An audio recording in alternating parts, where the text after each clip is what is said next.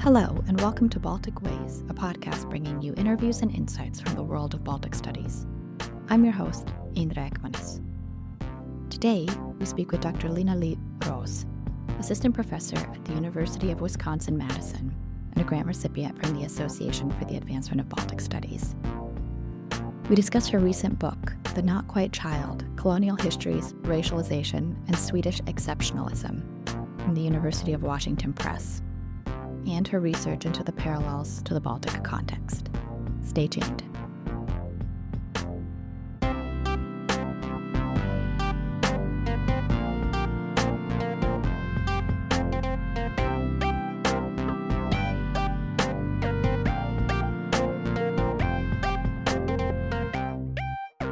Dr. Lina Lee Rose, it is so nice to have you on Baltic Ways, and I must admit that for me it is very special because I had the greatest pleasure of going through grad school adjacent to you at University of Washington, and so I'm so happy to be able to speak with you today. But let's start at the very beginning. Tell us a little bit about your journey to where you are today and how it relates to Baltic studies.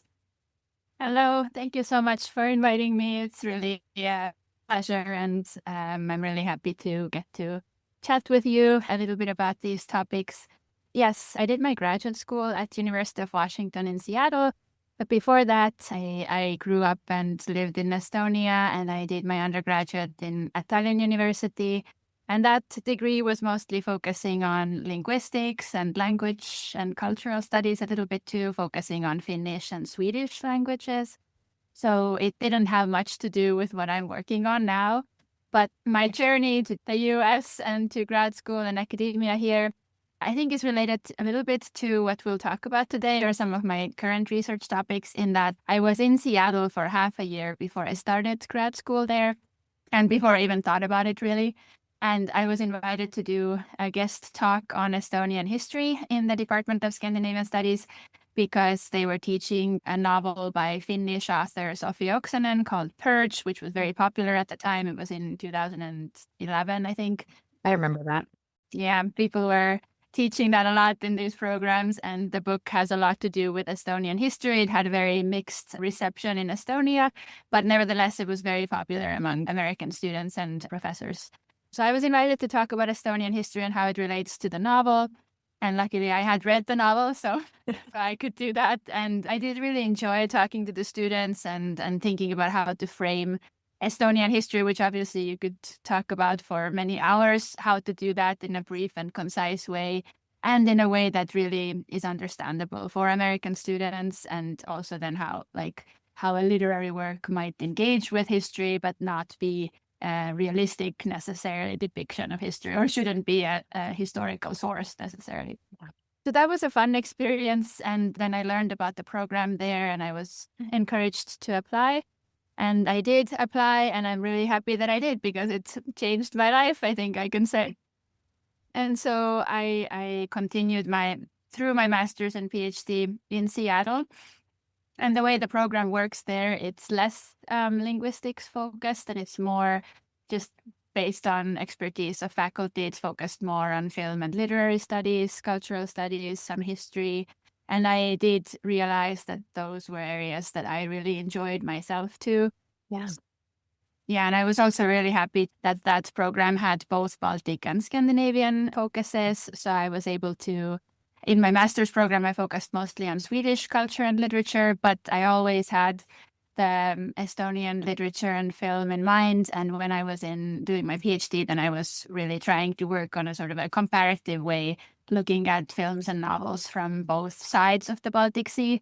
And that's also, I was teaching Estonian there, and I learned some Latvian at there as well. So it was really a great place to be, to have this broader comparative perspective on the region. So that's how I came to be in academia and really love visual and literary studies. And then after I graduated there, I had a 1-year position at University of Minnesota where I taught Swedish. But then after that, I got my current position, which is assistant professor of Nordic Studies at University of Wisconsin-Madison. But here too, I'm in a larger department. That's the Department of German, Nordic, Slavic Plus. And I'm thankful and lucky and happy that I get to do, again, both work in Scandinavian studies, but also include the Baltic material as much as I want or as possible. Yeah, that's wonderful. Some of this work has recently culminated in a book project, a monograph that was published in August of this year called The Not Quite Child: Colonial Histories, Racialization, and Swedish Exceptionalism. Tell us a little bit about this book. Its focus on the depictions and the interpretations of children in Swedish works. Yes, this book came to be after I worked on my dissertation, and my dissertation was focusing on images of childhood in Nordic and Baltic culture. So it was a lot broader project, and it worked great for the dissertation. For the book, I wanted to narrow it down a little bit, but just to say very briefly about the dissertation and kind of how I got started or interested in this topic, I was reading a lot and watching films too on kind of more contemporary Nordic and Baltic texts that I was particularly interested in, those that dealt in some way with the memory of World War II, maybe occupation in the Baltic countries, also World War II in the Nordic countries, where of course the memory is different based on the country. But in Finland, there was a few texts that were somewhat similar to the Baltic ones. And so something that I was really interested in many of these texts or films was incorporation of the child or the child's perspective through traumatic events or simply remembering them. Maybe it's parents or grandparents whose stories the children hear. So I was just interested in what it does for a literary or a cinematic work to include a child's perspective, or to really center the story around the child's perspective. And I was reading a lot of different types of theories and scholarship in childhood studies, what it has meant to, or what kind of cultural significance might a child or the image of the child have in various countries and cultures. So the dissertation was focusing more on that. But then when I was coming to this book project, I realized that I wanted to focus on one country more. Simply because the archive of the works was so broad. There's a lot of different works that have used the child and the child's perspective. But then as I was reading more and more on Sweden and the history of childhood in Sweden, or in Swedish national rhetoric, then it became clear that the child has had a particularly unique or significant impact or important image in the rhetoric of the Swedish welfare state. So I decided to focus on that. And secondly, as I was working in my dissertation too, many of the examples that I was working with were also about migration, not only about memory, but also about migration. Let's say the Finnish war children moving to Sweden during World War II. It was a really huge group of children, like 70,000, and how those experiences, for example, were portrayed on film was something I was looking at. And in the Swedish case, I already had that in my dissertation too, some novels about the labor migrants from Finland and how those people experienced their lives in Sweden. And again, many of these stories were told from the perspective of the child. So anyway, in the book, then I'm kind of interested in, or I'm focusing in on two different things or two brands of scholarship as I'm looking at these films and novels. And so the first one is the child and significance of the child. And in what I mean by the special or unique significance of the child in the Swedish case is that already in the early 30s and 40s, when politicians and other kind of cultural elite were thinking about what the Swedish welfare state is like or what it should be like, then the child was often a prominent figure in these political speeches or ways that people were describing the welfare state. And oftentimes the child was symbolizing the citizen who is taken care of, who doesn't have to worry about the basic needs. And the state is kind of like a family or parental figure that's taking care of its citizens.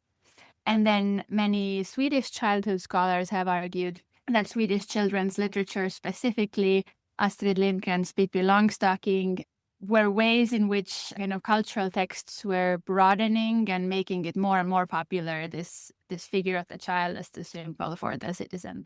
It might feel counterintuitive because if we think about Pippi Longstocking, maybe some of the listeners have read that book. Then Pippi is a very independent child, but also is standing against all kinds of conventions and is getting into trouble in many ways. But usually her actions are motivated by justice, and she wants to help those who are downtrodden and so forth. And she does not like strict regulations, right? So at first she was seen as a child that no child should be like. I mean, she was like a fun figure in the children's book. But her figure, this independent child with no needs from anyone, she had all the resources she needed. She had the gold chest from her father, and she was completely self-sufficient, became this figure that anybody could aspire to be like. So you could become like Pippi was something that people would often say. And you could feel that way as a child. You could feel that way as a girl. She has been a really important figure for feminist movements in Sweden and elsewhere in Nordic region. And this idea that anybody can become like a Pippi became a little bit exclusionary to others, to those who might not be able to simply become like Pippi because maybe there's structural injustice and violence that they have to deal with that doesn't let them be like Pippi. So that's one issue with that narrative. And the other one is that it's this interesting phenomenon where because Pippi was resisting conventions and social norms, then that resistance almost also became normative. You could do that in a certain specific way. You should be you should be moral, you should be independent, you should be autonomous, you should stand against norms that are restrictive, but really you can only do it in a specific way if you are like the Swedish white child that Pippi represents. So that's something that people have thought about a lot around this figure of the child in Sweden or in Swedish culture. And then my book is looking at films and novels that deal with experiences of national minorities in Sweden, specifically 3 out of the 5 national minority groups. And when I was doing my research for both the dissertation and later the book, I saw that starting in 2000 and after that, there were more literary and cinematic works that were dealing with the histories of national minorities, and they were using the child to do that. I found that curious, but then when I was reading and thinking about this rhetoric around the child as the perfect idealized example of the Swedish citizen, then it made a lot of sense because these child figures in the texts I'm working with are feeling that they are not quite Swedish, they're not quite part of the Swedish welfare state, even though they look like Swedes. They typically are legible as white, but they feel that there's something that's missing, that they're not quite there. And the child figure, I argue in the book, is becomes this perfect method or a perfect way for the authors and filmmakers to portray or to discuss this history of minoritization and marginalization that has throughout the 20th century been relatively invisible in Swedish society. Yeah, can you tell us the national minorities that you're focused on in the book as well? Yes. So I focus on the indigenous Sami people, the Finnish speakers in Sweden, which are in English, it's called the Sweden Finns, and then Tornedalians who used to be called the Tornedalian Finns, but it's a group of people who has lived also in the northern areas of Sweden for many centuries and were originally from Finland when Finland was still part of the Swedish Empire. But then with the border drawing in 1809, when Finland became part of the Tsarist Russia, that's when that area became part of Sweden. And their language has developed throughout centuries, so it's not quite standard Finnish anymore, and it's its own language, which now is called meänkieli, but it used to be called Tornedalian. And Tornedalian comes from the Swedish place name of the area where they are living. And it's a complicated history because their area is also partly in the Sami lands where the indigenous Sami people live. So there's a lot of kind of hierarchies of marginalization and colonial histories there. Both the Sami people and the Tornedalians faced a lot of racial violence in the early 20th century when Swedish scientists would go up there and measure skulls and desecrate graves and things like that. So they faced a lot of similar kind of violent acts, even though the indigenous Sami people have faced it more, and you could argue are still continue to be colonized in Sweden. And then the Sweden Finns, who are primarily labor migrants who came in the 60s and 70s from Finland, but also some Finnish speakers who have lived in Sweden for also several centuries. Their history is somewhat different in that they don't have the same kind of colonial history that we see, especially with the indigenous Sami people. But nevertheless, all of these three groups are Finno-Ugric groups. And in the pseudoscientific race biology that was really popular and prominent in Sweden in the 20s and 30s, all of these groups were categorized as inferior to the white Nordic or white Swedish race. And they were all often categorized in similar ways because they were seen as in some ways similar because they were Finno-Ugric. But then there were also hierarchies between these three groups too, where the Finnish speakers were seen as more proximate to the white Swedish nation. But anyway, it was interesting for me to think about these three groups because they share a long cultural history with Sweden. They all share in some ways a colonial history with Sweden. You could argue whether or not Sweden and Finland have a classical colonial history. Many historians argue over that, but there is something that has similar experiences to colonial history in any case. And all these people have lived, in the same region for a long time, and they are all legible usually as white. They could pass easily as white Swedes if and when needed, but also were often categorized and then told many times through policies and personal interactions that they were not quite part of the Swedish nation. So the other two groups that I didn't focus on in this book are Jewish people and Roma people in Sweden, and I think it would be great to continue with cultural depictions of their experiences as well. I found that there's been an increase, particularly in texts that deal with these three groups. That's why I focused on those in this book. Yeah, thank you for that. Let's talk about this terminology that you use, this idea of not quiteness. Tell us about what this not quiteness means within the context of your research and how it is portrayed in these works. Yeah. So when I was first thinking about the theoretical frameworks for the book and for these texts, I think the goal of many of these works is to articulate this experience of being invisible, but at the same time feeling excluded, but not able to quite explain what it is about. And so, of course, I dealt or engaged a lot with theories in post-colonial studies and decolonial studies. And Rosi Braidotti, who is a scholar who has written about Europe more broadly, has talked a little bit about this not quite whiteness when she talks about Eastern Europeans, especially in the 1990s. And she is then referring to Homi Bhabha's famous phrase and terminology, almost but not quite white, almost white but not quite.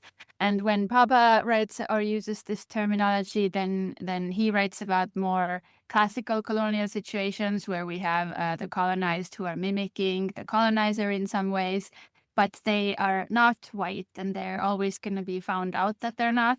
But they can, in many ways, pass with their actions if they want to mimic the colonizer. So that is, and there's many more things that he says there, but it's very simplified referring to him. But anyway, when Rosi Braidotti then brings this to the relationships between East and West in Europe, then she uses the term to talk about how oftentimes Eastern Europeans have felt or have been depicted in Western European media as almost, but not quite yet, European, because there's this temporal lag between after the fall of the Soviet Union of being not quite aligned with Western Europe and not fully having made the same progress, but there is a promise of time because there's a promise that it will probably happen if they just do what they need to do to align themselves with what Western Europe has done. And so she uses that not quite white there because Eastern Europeans too primarily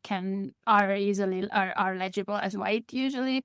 And so it's not necessarily to do with somatic features, but it's this obviously it goes back to this idea that has been there in this like colonial world order everywhere. That is that Westernness equals whiteness equals civilization equals progress, all these things.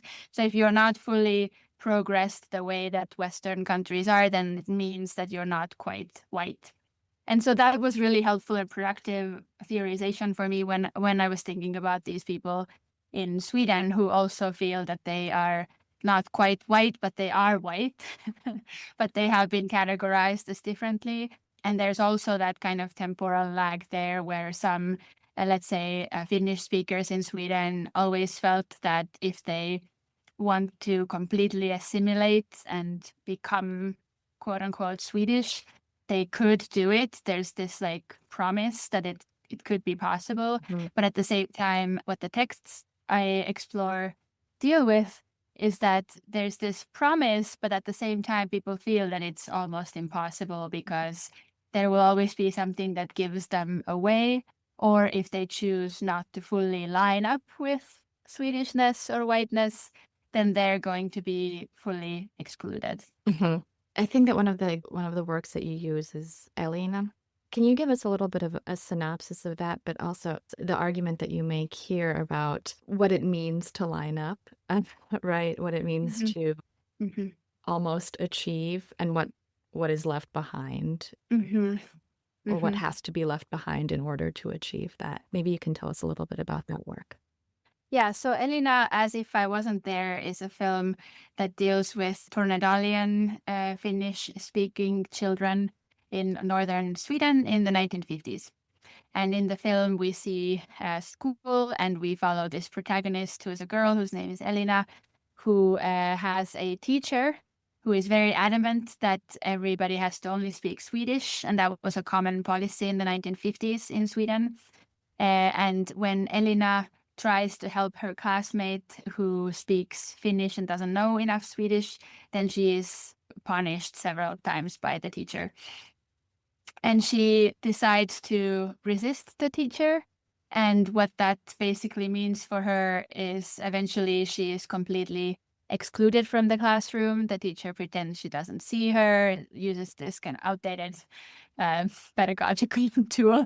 And Elina runs to the nearby bog or forest, and she almost drowns there because nobody knows that she's there. And so in the film, I think that the film is trying to kind of show how she is resisting this lining up with Swedishness that she's forced to do, but that ends up very dangerous and difficult for her. The film is also making a lot of visual contrasts between the teacher and the child. There are some shots where we see the teacher in the classroom, and there's this light shining from the window behind her. So she's pictured as this colonial enlightened figure that's common in some older films, that are trying to show a figure of power or authority, and it's common to have this light shining from behind. And then the child is in the shadow of the blackboard, so she looks almost like she's darkened. Her body doesn't seem as light or as white as the teacher. So the film is making this pretty simple visual contrast between them, and is in this visual manner trying to show racialization and marginalization that was often, like I said, invisible, right? This time trying to make it visible, which can also be problematic, obviously, but the film is trying to, I think, just make this contrast show. But the film also wants to resolve this not quiteness that Elina feels, and that becomes dangerous. And the film is made in the early 2000s, and I think for the film audiences, the film wants to then bring up this nice tied up resolution, if you will. And it uses the melodramatic mode a lot to do that. So there's this new, young Swedish teacher who comes to town and who functions sort of like a white savior figure a little bit, and is trying to get connection with the children, and then goes and saves Elina from the bog, and then makes eventually the other teacher to change her ways and to ask for forgiveness. So there's this final scene where the first teacher is crying and asking for forgiveness, and there is a clear, nice resolution at the end of the film, which I think kind of like both brings Elina back to this trajectory of lining up, As Swedish, we could say, oh, maybe the teacher has changed her ways, but at the same time, it feels like maybe not quite, that she is back to this trajectory that all the children have to follow in the film according to the policies of the school, right? They have to become like Swedes, they have to speak Swedish and so forth. And then the film, I think, also is following this more traditional way of using the child in various cultural texts, which is maybe to show us these difficult circumstances, but then the child is often an inspirational figure that helps the audience to get closure, maybe inspire them to do something good for the society. But the other works that I deal with in the rest of the book don't usually offer as easy resolutions. Rather, they leave that ending a little more open, and they portray the child as trying to resist to line up, but then finding that even that resistance is almost impossible, and they don't want to return to this easily clear-cut line of being straightened into Swedishness and whiteness. But it's also really hard to imagine what the alternatives to that would be. You talk about this, not all of these works kind of end in this pretty bow, that is maybe saying more than what the resolution is. Do you want to talk a little bit about the other work that you mentioned in the same chapter, Same Blood? Yeah. So that is a film that takes place in a somewhat similar situation or context as Edina, although about 20 years earlier. So in 1930s, in a school for Sami children, also in northern Sweden, and the kind of colonial mindset is very similar in that the Swedish nation state at that time, even more so than in the 50s, though the 50s were very similar, still wanted the children in the schools to only speak Swedish. They were not allowed to speak with their peers or anyone else, the Sami language in this case. But what's different from the Tornedalian school system is that the Sami children in the northern areas, at least, were supposed to be always segregated from the Swedish society. So they were only allowed or supposed to go through like 6 grades of this boarding school, and then they were supposed to go back to their families and continue reindeer herding. And that was a way for the Swedish state to kind of preserve this culture, as they said it. But of course, in a very quite traumatic and violent way, because like the protagonist in this film is inquiring from her teacher if she could also go and get the degree in education and start teaching, or anything else one might want to choose for themselves. She is told that she cannot do that because she is Sami and she doesn't have the brains for it, and she just has to stay up in northern Sweden.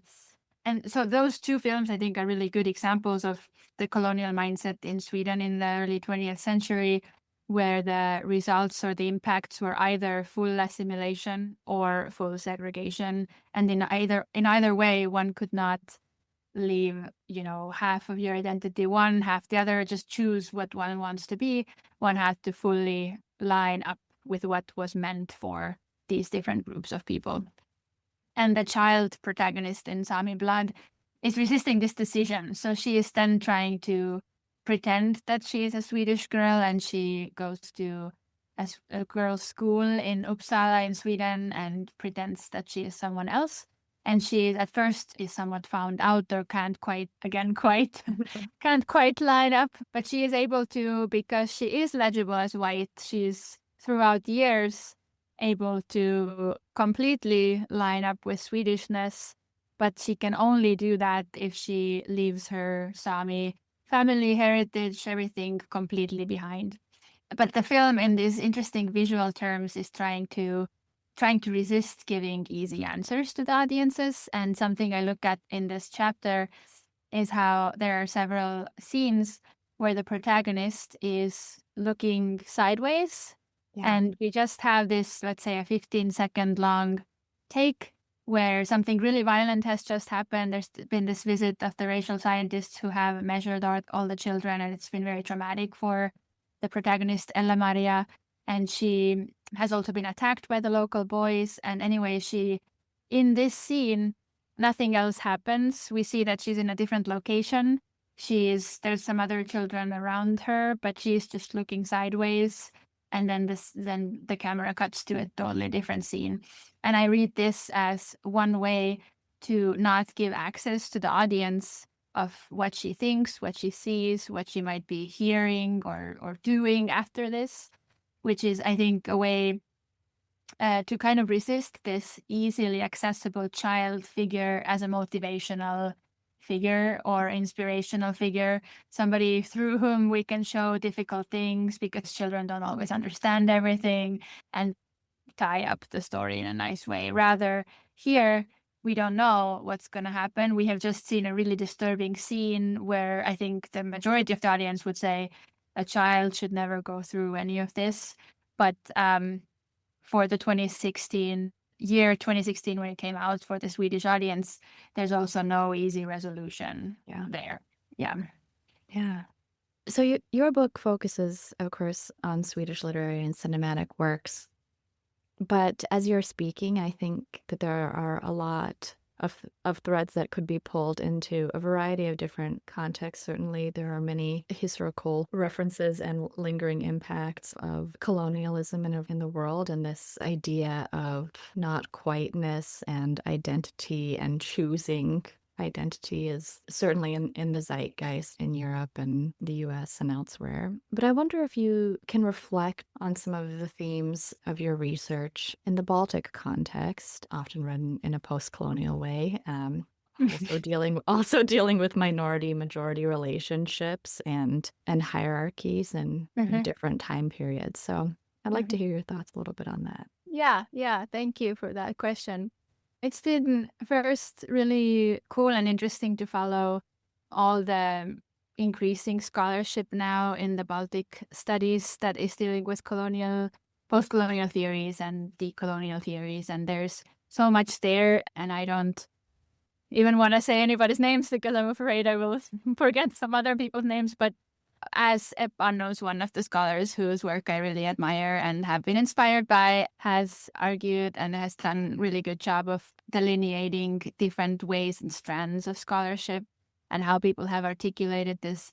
The most common or the most usually talked about topic here is whether or not post-colonial theory is relevant for post-Soviet or Baltic studies, right? And oftentimes when people are writing about these issues, they are talking about, was the Soviet occupation, is that a colonial power or not? And so then in post-Soviet time, is the post-Soviet decade also a post-colonial decade in very simplistic terms?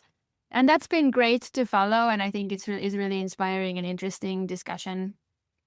When I have myself worked with Baltic materials, I have been really interested in, that's one facet of it, but I think what has interested me is how does then Western colonial ideology also play into how, let's say, Estonians see themselves. And of course, my main sources that I work with are literary and cinematic works, so I'm less interested in just doing studies on what Estonians actually say about themselves, although that's sometimes interesting too and important. But I'm really curious about how films or novels are dealing with like what it means to be Estonian, if people want to align themselves with Western Europeanness. That also, of course, means lining themselves with quote unquote whiteness, and I use that here as to refer back to what I said earlier, right? That in this broader colonial system or thinking,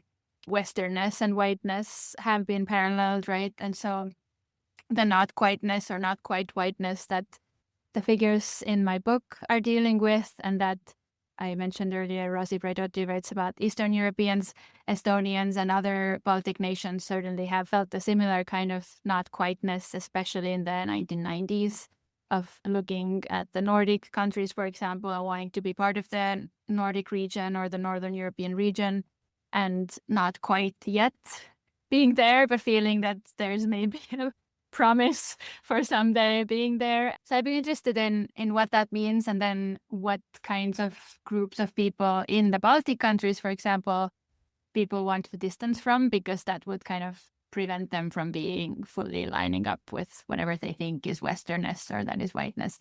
And I have written a couple of articles on these topics.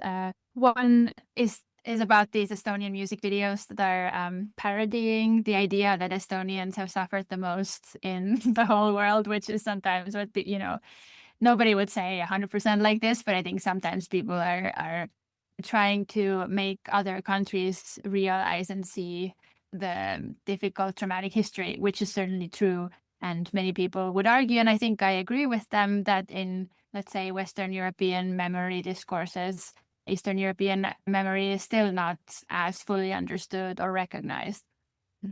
And so that has sometimes led to these exclamations that we have suffered more than you understand.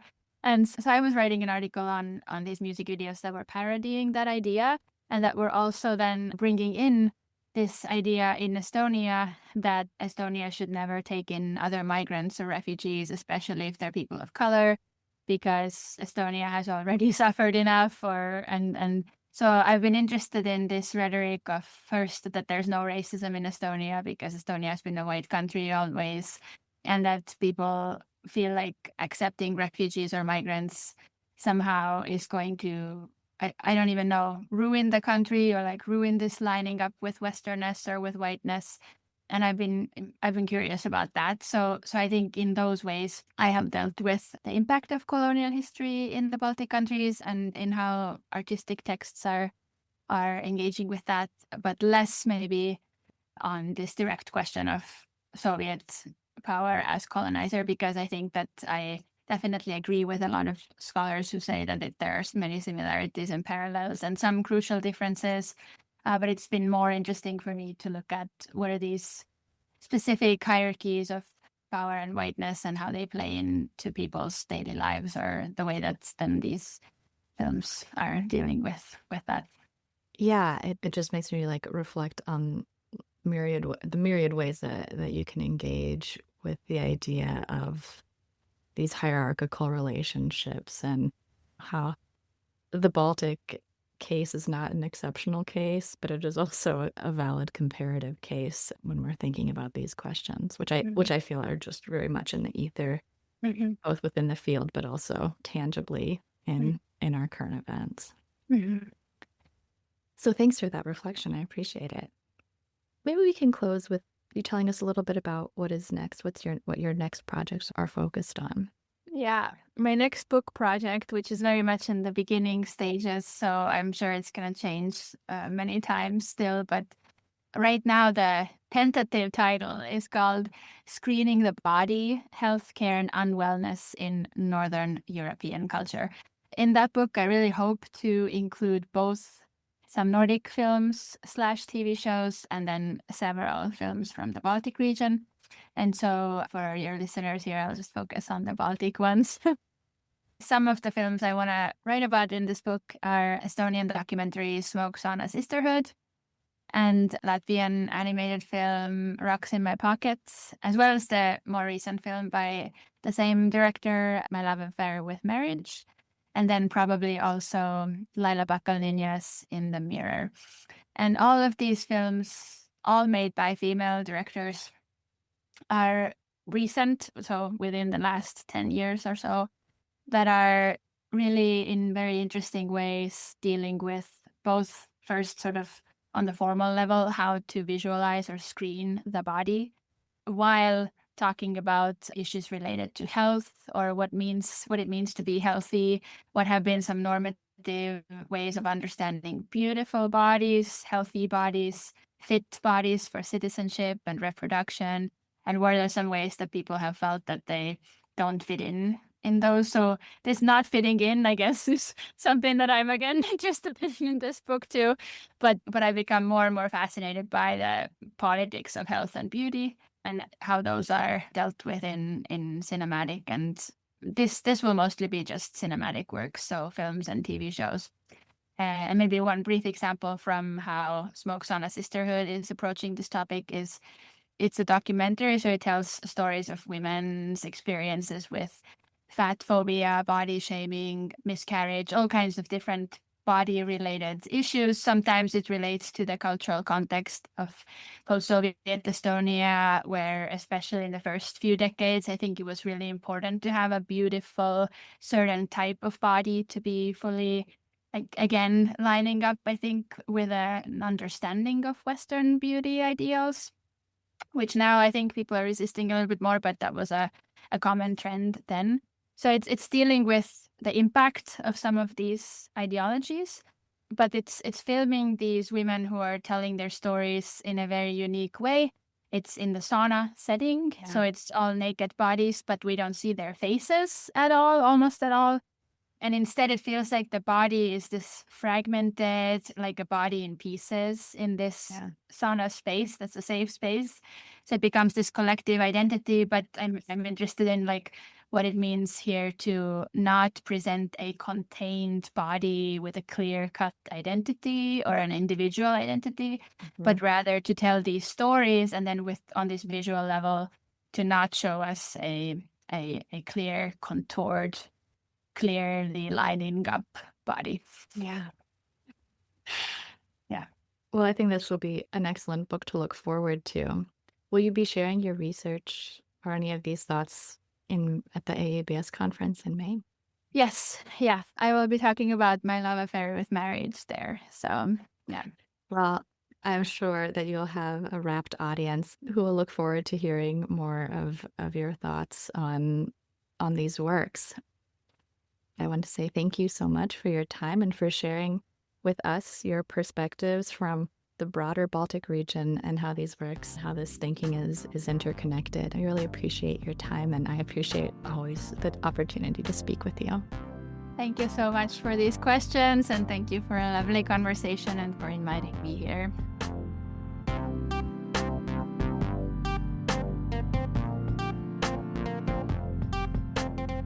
Thank you for tuning in to Baltic Ways, a podcast from the Association for the Advancement of Baltic Studies, produced in partnership with the Baltic Initiative at the Foreign Policy Research Institute. A note that the views and opinions expressed in this podcast are those of the authors and do not necessarily reflect the policy or position of AABS or FPRI. Subscribe to our newsletters at aabs-balticstudies.org and fpri.org/Baltic-initiative for more from the world of Baltic studies. I'm your host, Indrek Manis. Thanks for listening, and see you next time.